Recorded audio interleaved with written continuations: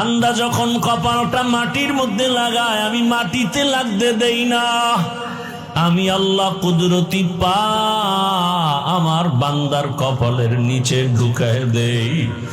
বান্দা তোর কপাল বড় দামি,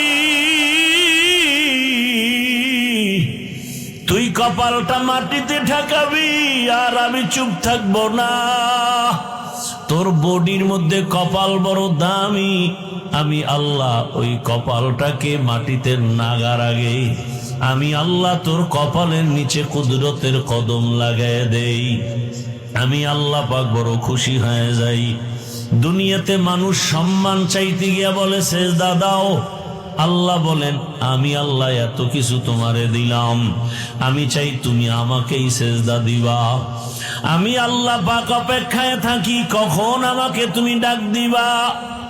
আমি আল্লাহ পাক এত মোহাব্বত